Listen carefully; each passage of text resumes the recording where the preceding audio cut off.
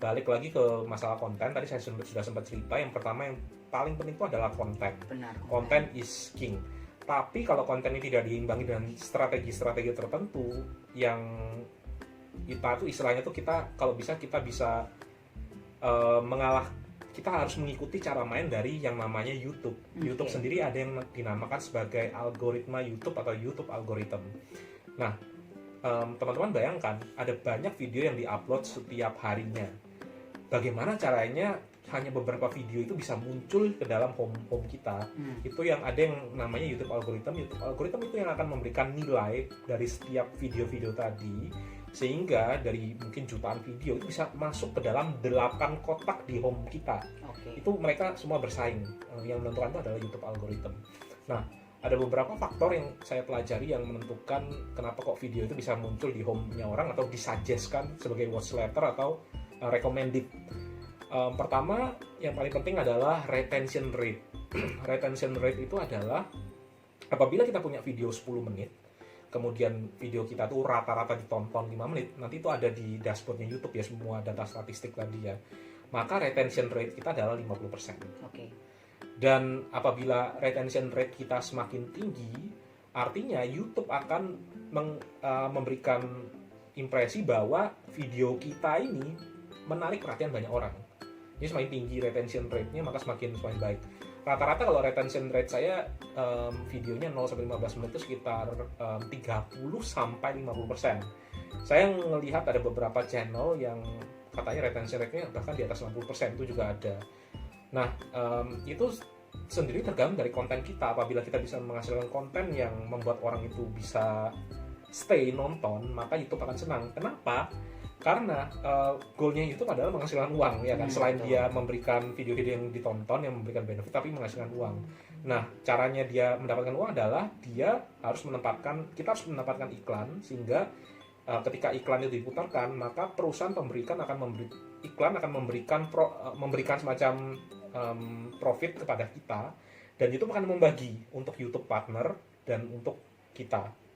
Nah, YouTube akan mendapatkan uang dari situ, sehingga apabila video kita banyak ditonton orang, maka video kita akan lebih dipromotkan. Itu dari retention rate. Yang kedua ada lagi yang namanya click-through rate. Click-through rate itu adalah ketika video kita ditampilkan, entah itu di What's Next ya, atau di recommended atau di homepage-nya kita, dari 100 kali ditampilkan ada berapa kali kita diklik. Kalau seandainya ada 10 kali yang ngeklik ketika ditampilkan setelah video selesai atau di homepage-nya kita, maka click-through rate kita adalah 10 dibagi 100, itu 10%. Nah, makanya sekarang banyak orang-orang yang memakai title yang clickbait ataupun thumbnail yang clickbait. Tujuannya adalah ketika ditampilkan ya diklik, berarti ini adalah video yang memiliki impresi yang menarik. Sekarang banyak sekali title-title yang clickbait, kita nggak bisa salahkan, nggak bisa kita bikin title yang terlalu rapi gitu. Nah, yang ketiga itu adalah view duration. Kita mungkin bisa punya retention rate sampai 100% atau 90% gitu misalnya, anggaplah kayak gitu ya. Tapi kalau video kita durasi cuma 2 menit, ya bagi YouTube itu juga merupakan nilai kurang, karena kemampuan dia untuk menampilkan iklan juga terbatas. Makanya sekarang banyak konten-konten yang memiliki durasi yang panjang, misalnya podcast, ataupun mungkin kalau lihat videonya PewDiePie, dulu kan dia kan kurang dari 10 menit, sekarang kan di atas 10 menit, dan lihat channel-channel lain di atas 10 menit, ya karena memang itulah rules yang harus diikuti oleh para YouTuber pada saat ini. Nah, di click-through rate, kemudian retention rate, dan average view duration. Di samping itu ada lagi hal-hal teknis yang lain. Seperti Contohnya misalnya SEO, mungkin teman-teman ada yang tahu ya SEO ya, Search Engine Optimization. Jadi kalau mungkin ada yang blogger di sini pasti tahu kalau ada beberapa kata-kata kunci yang bisa mempermudah kita untuk ketika ada orang mau mencari pencarian, ketika kita memasang keyword-keyword yang tepat, maka akan lebih mudah untuk menemukan video kita. Nah, itu juga SEO. Kayak hashtag itu ya. Hashtag juga, kemudian di deskripsi kita apa keyword-keyword yang menarik, misalnya ya investasi yang menguntungkan. Keyword ini adalah salah satu keyword yang paling sering dicari di channel saya, ataupun keyword-keyword yang misalnya nama merek dari produk investasi. Nah, kita kalau tempatkan keyword itu di hashtag kita, di description, di title, yaitu ilmunya SEO. Saya yakin teman-teman bisa juga browsing ya tentang Search Engine Optimization. Berikutnya juga konsistensi untuk publish video itu juga penting. Kalau seandainya kita tidak konsisten, maka YouTube akan memberikan suatu penekanan juga ya. Makanya kalau seandainya kita lihat ya, ada orang yang publishnya itu mungkin hampir setiap hari, atau mungkin publish seminggu sekali, seminggu 2 kali, itu lebih dinilai oleh YouTube, karena ketika video kita publish, maka subscriber kita langsung tahu kalau seandainya kita publish video pada misalnya jam tertentu atau hari tertentu. Nah itu yang makanya kadang-kadang kan kalau kita lihat di mereka sering cerita ya, publish setiap hari Selasa dan Jumat pada jam 7 malam gitu misalnya. Nah itu juga salah satu hal yang penting yang kita perlu ketahui. Oke, jadi yang saya simpulkan sedikit ya, jadi tips triknya dari Pak Dodi ini, yang pertama tadi peralatan, yang pasti kita juga memang harus keluarkan ya modal, kayak kita bikin usaha sendiri ya tetap harus kita keluarkan modal. Kalau memang kita mau tekun nih jadi seorang YouTuber ya memang kita harus keluarkan, nggak boleh kita cuma asal-asalan aja. Kalau mau publish sesuatu asal-asalan nggak boleh. Jadi memang harus ada modal yang harus dikeluarkan. Yang kedua, benar konten ya kan. Jadi konten is a king. Jadi kita harus pilih kontennya seperti yang berulang kali dia jelaskan, kontennya harus sesuai dengan apa passionnya kita ya kan, betul. Hobinya kita tuh apa ya. Jadi nggak fokus. Iya, jadi fokus dalam satu bidang, jangan keluar-keluar gitu ya, nanti takutnya subscribernya juga bingung gitu, ini kok awalnya aku pilih konten yang ini terus tiba-tiba berubah gitu kan. Betul. Nah terus selain dari kontennya itu, di kontennya juga dibagi-bagi nih, kita harus bagaimana retention rate-nya, durasi waktunya, sama konsistensi. Kayak kita tuh nggak cuma ya awalnya semangat, setelah itu akhirnya nggak upload sama sekali juga nggak boleh. Jadi kalau mau jadi naik banget subscribernya ya kita harus konsisten untuk upload, dan durasi waktunya juga harus diperhatikan. Ya, betul. Sama ya tadi hal-hal teknis seperti click-through rate, kemudian SEO, keyword seperti apa yang harus kita mau bikin title-nya. Nah, oke. Selain itu, saya rasa ada lagi nih yang perlu tips dan triknya supaya bisa benar-benar ini subscribernya, selain itu semua kok bisa cepet banget naiknya, pasti ada satu lagi nih kira-kira apa? Ya, ini jujur saya baru temukan setelah mungkin beberapa bulan ketika saya masuk ke setelah saya menjalankan channel YouTube.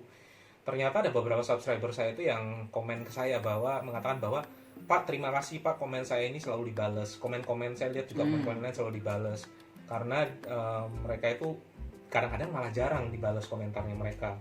Nah ini yang saya sendiri memang tidak sengaja pada awalnya, karena memang niatnya kan sharing.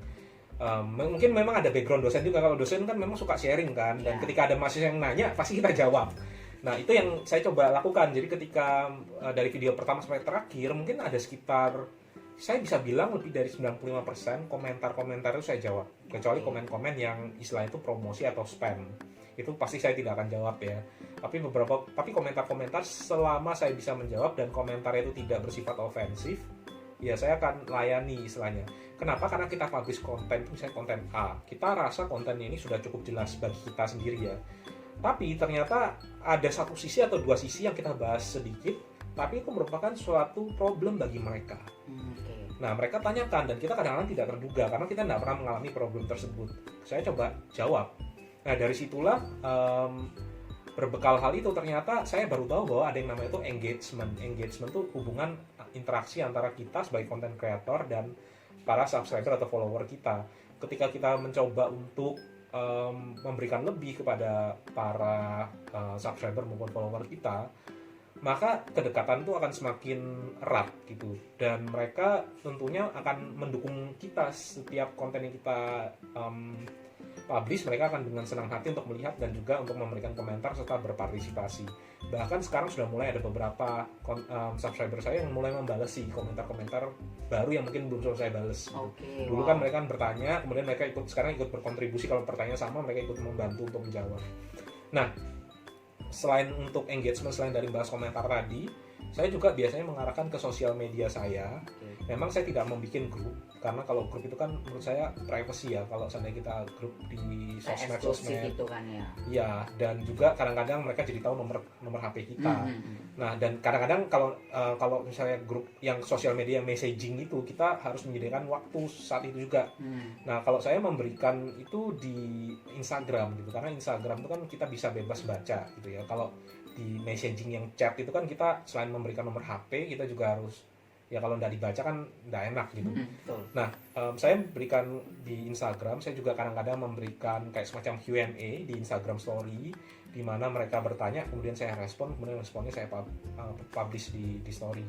Dan ternyata itu bisa menjangkau beberapa generasi. Ada generasi yang memang tidak punya Instagram, ada juga generasi yang lebih nyaman ketika interaksi di Instastory maupun di DM gitu ya. Kalau DM juga kadang saya bales kalau ada waktu. Ini ya seperti itu. Intinya adalah membangun suatu komunitas sehingga ketika saya maju mereka juga maju. Ketika saya maju secara jumlah subscriber maupun jumlah viewer ataupun nanti mungkin dari segi monetize atau iklan, pendapatan dari iklan, mereka juga mendapatkan added value dari kita. Nah, itu intinya, kita memberikan added value kepada mereka, mereka mendapatkan benefit, dan kita berikan lebih lagi, yaitu kita istilahnya engage mereka. Ketika mereka ada kebingungan dari konten kita jawab. Jadi ini poin yang sangat penting sekali ya. Jadi sama kayak usaha, kita juga harus bangun kayak namanya relation gitu kan. Betul, ya. customer Jadi, service lah. Benar, customer service. Jadi di YouTube pun juga sama. Dan luar biasanya dia juga menyisikan waktunya untuk membalas setiap komen-komen. Bahkan saya tahu dia juga kasih kayak giveaway juga gitu kan beberapa. Ya. Dan menjawab semua komentar-komentar tuh jangan lupa, itu harus diperhatikan juga gitu ya. Nah, dan giveaway saya pun juga tidak bersyarat. Saya tidak pernah meminta mereka itu untuk follow channel saya, memberikan email atau kasih like.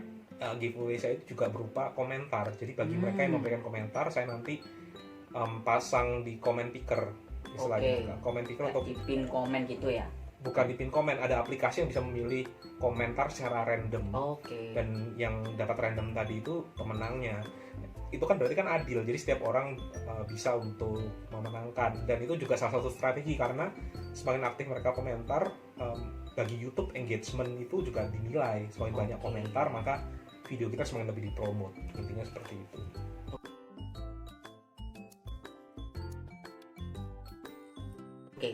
Nah, dua pertanyaan terakhir nih. Pertanyaan berikutnya adalah kira-kira menurut Pak Dodi konten-konten seperti apa sih yang sekarang ini lagi kayak ngetrend, atau konten-konten apa yang kira-kira itu bisa menarik nih? Kalau dulu kan kayak konten-konten prank itu kan kayak orang-orang tertarik gitu untuk lihatnya. Tapi kalau menurut pandangan Pak Dodi itu gimana sih kalau kita itu mau bikin konten apa ya kayak gitu? Konten-konten yang trending itu sebenarnya ada beberapa yang menentukannya. Jadi pertama dari YouTube algoritma sendiri, bagaimana cara dia main. Kalau dulu tuh mungkin konten-konten yang klip pendek yang 2 menit, 3 menit yang istilahnya kayak meme atau lucu-lucuan, itu dulu tuh 5-6 tahun yang lalu itu yang booming. Misalnya kayak 2 menit, 3 menit atau yang lucu-lucu gitu. Makanya dulu banyak video-video pendek kan, kemudian kita sharing kemana-mana. Nah kalau sekarang karena YouTube algoritmanya ganti, otomatis sekarang konten itu rata-rata minimal 10 menitan yang sering sering dipromot lebih. Dan yang kedua adalah pasarnya. Di tiap negara pasar itu beda-beda. Jadi kalau di US mungkin konten prank itu tidak sebanyak kalau misalnya di Indonesia. Dan di Indonesia pun sekarang konten prank mulai agak sedikit ganti. Kalau misalnya mungkin 2 atau 3 bulan yang lalu ada banyak sekali prank-prank ya, yang bahkan pranknya itu bisa berujung ke hal-hal yang kurang begitu bagus. Ada juga prank yang memang mendidik. Dan sekarang ini karena kita ini sedang work from home, jadi sekarang lebih banyak konten-konten ke arah podcast atau ngomong dua arah gitu. Jadi ini dipelopori oleh beberapa artis yang akhirnya bikin konten-konten YouTube setelah mungkin beberapa show-nya itu mungkin frekuensinya berkurang gitu, atau beberapa job-nya itu di-cancel, sehingga ada beberapa artis yang kita lihat sendiri itu bikin konten seperti itu. Dan karena mereka mungkin punya fanbase dari TV ya, dan orang-orang itu kan mayoritasnya memang YouTube kita tidak sebanyak negara lain gitu. Jadi mereka dari TV ngelihat artis yang mereka idolakan itu ada di YouTube, akhirnya mereka muncullah fans-fans baru yang di YouTube yang akhirnya ngeliat itu. Sehingga kalau kita lihat di trending, biasanya banyak yang terkait dengan artis-artis. Misalnya mungkin artis itu datang ke rumahnya untuk terus ngajak ngobrol, itu kan banyak sekali sekarang. Nah, untuk kedepannya kita nggak tahu, kita tinggal ngikuti aja pasar seperti apa, tapi itu kan trendingnya. Kita nggak perlu harus bikin konten yang harus tembus trending. Yang penting adalah kita bisa memberikan added value. Saya yakin setiap niche atau setiap bidang itu pasti akan punya pasarnya sendiri-sendiri. Misalnya, dulu sebelum artis-artis masuk, ya lebih bervariasi ya. Jadi ada yang kayak misalnya gaming, atau misalnya kayak mukbang, atau misalnya kayak konten-konten podcast yang akhir-akhir ini. Mereka punya pasarnya sendiri-sendiri. Nah, itu yang kita harus sadari kita ini bisa memberikan added value di bidang apa, di niche apa. Jangan kita malah ikut-ikutan dengan trending. Itu kalau menurut saya yang akan, ya berikut kita nggak tahu seperti apa. Tapi kalau saya pribadi, saya kan di investasi. Terkadang kalau ada suatu isu yang lagi hot, misalnya contoh ada beberapa investasi yang ditutup oleh OJK, ya saya membahas itu terkadang. Atau mungkin ada beberapa pertanyaan gitu dari saya memanggil subscriber saya itu sobat investor ya, saya bahas dan akhirnya ikut naik lah, trafficnya naik lah, nggak sampai trending sih tapi ya trafficnya naik, intinya seperti itu. Oke, jadi tadi poin yang bagus banget, jadi bisa kita simpulkan kalau misalnya kita mau jadi seorang YouTuber atau menjadi seorang konten kreator, waktu kita bikin konten tuh pasti punya pasarnya sendiri-sendiri. Jadi kita jangan bikin konten cuma sekedar oh aku mau ikut jadi tren gitu aja. Tapi kalau yang konten kita bikin tuh nggak sesuai dengan hobinya kita, ya percuma, pasti nggak akan berjalan lama gitu kan. Ya kan ada namanya konsistensi. Jadi kalian harus bikin konten yang memang sesuai dengan passionnya kalian. Dan percayalah pasti semua punya pasarnya sendiri-sendiri. Pokoknya kita harus tetap konsisten aja. Jadi jangan ikut-ikutan trennya. Oh mau prank ya kita ikut prank, padahal kita nggak suka prank. Kayak tadi Dodi bilang politik, padahal sebenarnya nggak bisa politik, tapi karena lagi tren terus kita ikut-ikutan, ya percuma gitu ya nantinya.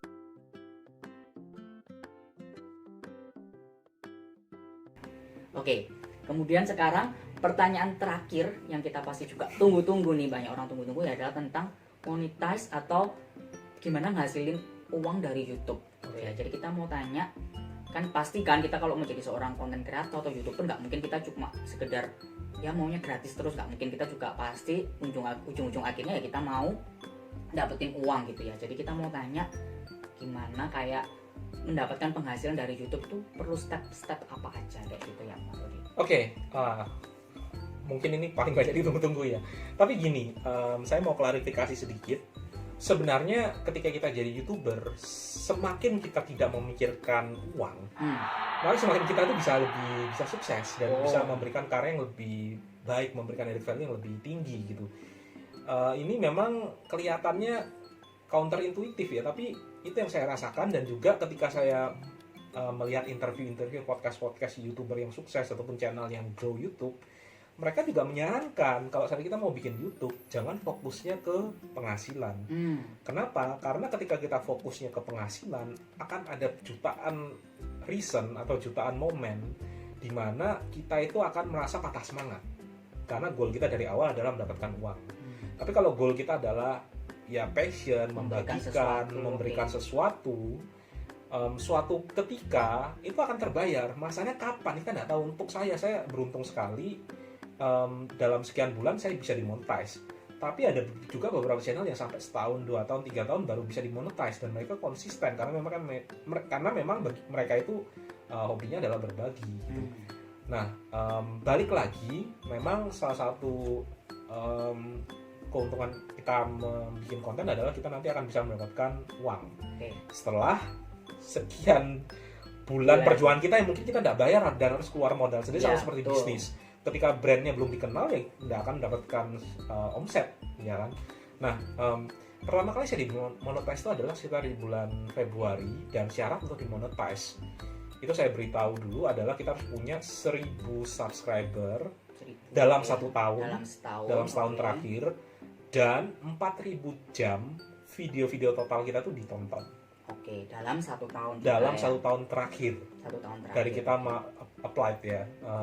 Dan itu nanti ada nggak usah kita catetin satu-satu, tapi itu ada di YouTube kita, dashboard YouTube kita akan menunjukkan hal tersebut gitu istilahnya. Nah, setelah kita bisa mendapatkan itu, kita akan apply untuk menjadi YouTube partner. Supaya kita nanti bisa dimonetize dengan 1000 subscriber dan 4000 jam. Nah, caranya adalah kita ikuti aja yang nanti ada di dashboardnya YouTube, kemudian nanti kita apply. YouTube akan mereview dari video-video kita tadi, apakah video-video kita tuh ada unsur-unsur misalnya profanity atau umpatan, atau mungkin ada unsur-unsur kayak violent atau hoax dan sebagainya. Kalau kita bersih dari itu, copyright claim juga nggak boleh ada. Kalau seandainya kita bersih dari itu, maka harusnya cepat untuk reviewnya.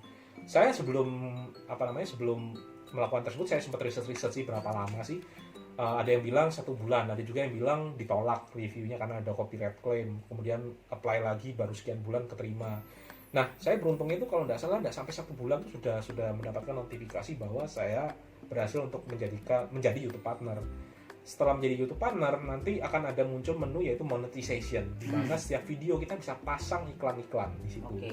Nah, masih belum selesai. Oke, tapi menjadi YouTube partner itu bukan akhir dari segalanya. Jadi kita harus tetap apply ke yang namanya Google AdSense. Jadi Google AdSense itu adalah tempat di mana YouTube itu memberikan uang yang didapatkan dari sponsor ke istilahnya kayak semacam rekening sementara.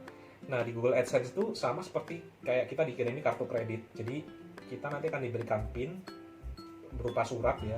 Kemudian PIN itu nanti kita akan masukkan ke Google AdSense supaya mereka bisa verify kalau kita itu memang orang yang benar-benar punya gitu. Kalau seandainya tidak dikirimkan ke alamat kan bisa jadi ada orang lain kan yang mengaku-ngaku.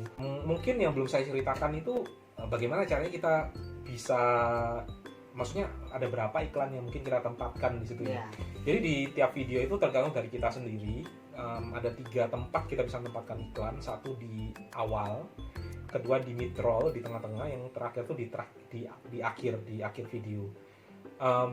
Biasanya saya itu menempatkan itu per 5 menit itu 1 iklan. Oke, jadi saya tempatkan di awal, kemudian di tengah-tengah itu 5 menit 1 iklan. Jadi kalau seandainya videonya itu 15 menit, berarti sekitar 2-3 iklan saya tempatkan, 1 di awal, 1-2 lagi itu di tengah-tengah. Kurang lebih seperti itu cara saya menempatkan iklan. Tapi terserah kalian gitu ya mau tempatnya di mana. Cuma kalau dari dia ya sebisa mungkin ya nggak mungkin banyak-banyak. Tapi biasanya 3 aja ya yang dipasang gitu ya iklan. Biasanya 3, tapi kan ada beberapa video yang 25 menit atau yang ada yang 30 menit ya. Jadi saya pakai rule-nya itu 5 menit sekali, karena ini tinggal experience lah bagi subscriber ataupun followernya kita. Bagi follower kita ya pasti risih kalau setiap 2 menit kita pasang iklan terus ya kan. Baru ngomong ini nggak lama tiba-tiba muncul iklan baru, ngomong ini muncul iklan baru. Ini saya juga lebih memperhitungkan kenyamanan juga bagi mereka untuk melihat, tidak terlalu mengejar iklan juga. Nah, yang pasti itu akan mempengaruhi jumlah istilahnya itu cost per mile di YouTube itu. Setiap 1000 view itu berapa yang kita dapatkan, itu juga berpengaruh di situ. Jumlah iklan yang dipasang dalam satu video, kemudian seberapa panjang orang itu menonton video kita, karena semakin panjang otomatis semakin banyak iklan yang mereka tonton ya kan, karena kita nempatkan di beberapa kali. Dan juga setiap niche atau setiap bidang itu akan punya cost per mile yang berbeda-beda. Misalnya contoh industri finance itu kalau saya lihat di luar itu akan punya cost per mile yang lebih tinggi dibandingkan dengan industri misalnya mainan anak-anak. Itu akan lebih tinggi yang finance, atau mungkin di mukbang ya, atau mungkin di vlogging itu harusnya lebih rendah, atau gaming itu harusnya lebih rendah dibandingkan mungkin dengan tech atau kosmetik ataupun finance, karena mereka lebih punya produk yang lebih menjual dan lebih mass gitu bagi orang-orang. Kalau gaming kan cuma terbatas, kalau mainan anak apalagi lebih terbatas lagi gitu. Nah, itu yang menentukan juga tiap-tiap orang berbeda-beda, kurang lebih seperti itu. Oke, kalau gitu thank you ya Pak Dodi buat sharingnya ya. Jadi terakhir aku simpulkan lagi. Jadi yang pertama, kalau memang kita mau menekuni dunia ini ya kita memang tetap kayak bangun usaha gitu ya. Kita memang harus keluar modal dulu, tapi ingat target akhirnya bukan uangnya dulu, tapi kita mau memberikan sesuatu, add value. Dan yang saya tahu memang Pak Dodi ini orangnya nggak pelit. Bener, waktu dia kasih memberi, dia pasti akan menerimanya juga banyak banget. Dan terakhir jangan lupa follow YouTube channelnya apa Pak Dodi? Dodi Bicara Investasi. Ya. Saya nggak pernah loh minta subscriber untuk follow, cuma di sini aja diminta Bro Lukman. Iya, jadi kenapa? Karena ya seperti kita tahu di masa-masa pandemi ini kan mungkin kita banyak seringnya di rumah gitu ya. Betul. Kita nggak ngapa-ngapain. Nah, aku bener-bener saranin kalau kalian memang bener pengen belajar yang tentang investasi atau mau menyisihkan uangnya mau dipergunakan di mana, kalian bener-bener bisa follow YouTube channelnya dia, belajar banyak dari dia, daripada waktunya dibuang untuk hal yang percuma ya. Monggo belajar gitu ya Pak Dodi ya. Oke, thank you semuanya. Kalau misalnya nanti ada pertanyaan juga boleh komen di bawah, mau tanya tentang apa aja yang mungkin di luar pikiran kita, mungkin ada pertanyaan-pertanyaan yang mau ditanyakan boleh. Dan yang terakhir, jangan lupa YouTuber kasih gimana? Jangan lupa like, comment, and subscribe. Oke, thank you, bye-bye. Sampai jumpa, semoga bermanfaat. Oke.